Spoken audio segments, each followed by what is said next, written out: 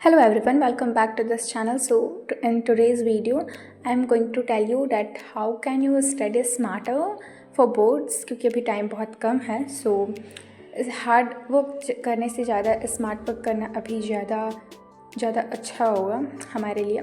So boards are very close and timing is extremely less. So if you feel the syllabus is very used and the preparation is incomplete, don't panic. Okay, in this video I show you how to study smarter, not harder, so that you can score well even in less time. Okay, so let me be very honest. यहाँ पर आकर के मतलब कि ये जनवरी जो है perfection is not possible and it is not required. क्योंकि हम जैसे एक चैप्टर है पूरा साइंस ही ले लेते हैं, उसमें मान लेते कि बहुत सारे बच्चों ने नहीं पढ़ाई की होगी या अभी बहुत सारा कॉन्सेप्ट बचा होगा जो कि क्लियर नहीं हुआ होगा. तो हमारा फर्स्ट प्रायोरिटी क्या बनता है कि हम जो हाई वेटेज वाले चैप्टर्स हैं उसको कंप्लीट करें. So your goal should be maximum marks and minimum time. अगर तुम स्मार्ट स्ट्रैटेजी फॉलो करोगे so you can still do really well in your boards examination. तो हाई मेन जो आइडिया है वो most student waste time by reading everything, क्योंकि वो लोग सोचते हैं कि पहले तो आधा टाइम पैनिक में ही चला जाता है. So most student waste time by reading everything, but in board examination question come from important core areas. और ये एवरी लाइन से तो आने वाला है नहीं. Think of a chapter like a road system. There is a highway and there are small streets. Board always ask from highway topics जो ज़्यादा ज़रूरी होते हैं, जैसे कि definitions, keywords, diagrams, formula, NCERT, boxes, examples. SST में हम देखेंगे कि बहुत सारी छोटे छोटे बॉक्सेस में बहुत सारे इंपॉर्टेंट चीज़ लिखे रहते हैं जो कि कितनी बार जो कि चीज़ बार बार रिपीट हो रही है वह इंपॉर्टेंट है. Okay, now I tell you the exact process to complete one chapter काफ़ी अच्छे से. Scan the chapter, headings, sub headings, diagrams. ठीक है, read only the important concept. So अगर आप फ़ोन में अगर ऐसे रिसर्च करोगे आपको खुद पता चल जाएगा. अगर आप किसी से AI से या ChatGPT से यूट्यूब से पूछेंगे तो आपको पता चलेगा. Highlight keyword and NCERT line. हमें बोर्ड एग्ज़ामिनेशन में क्या करना है, जैसे हमारा इंग्लिश का अगर एग्ज़ाम है तो उसके फर्स्ट लाइन में हमारा आंसर दिख जाए, एग्ज़ामिनर चेक करे तो खुश हो जाता है. मतलब इतने सारे बच्चे हैं, इतनी सारी कॉपियाँ चेक करनी है. कीवर्ड्स, NCERT के कीवर्ड्स और लाइंस बहुत ज़रूरी होती है. और make 1 page short notes, formulas, dates, flow chart.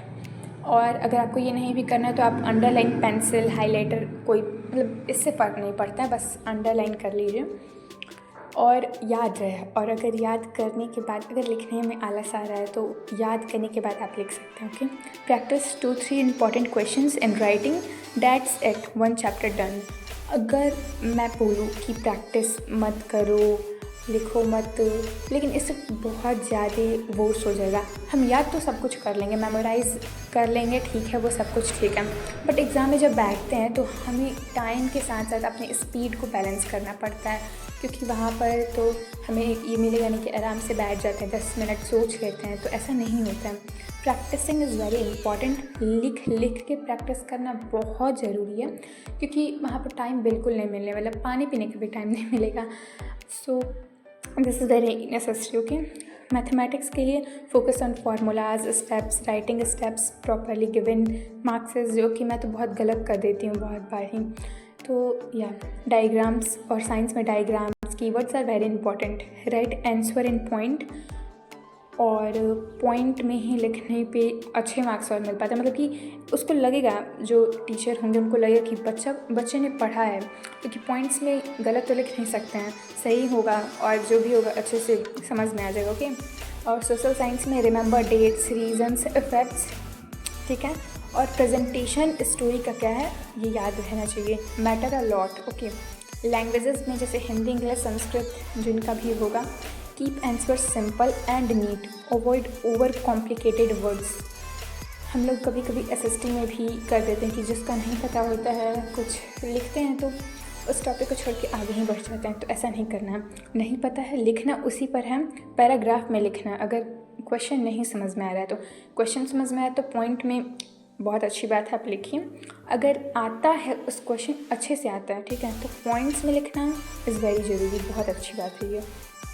और please avoid these mistakes, okay.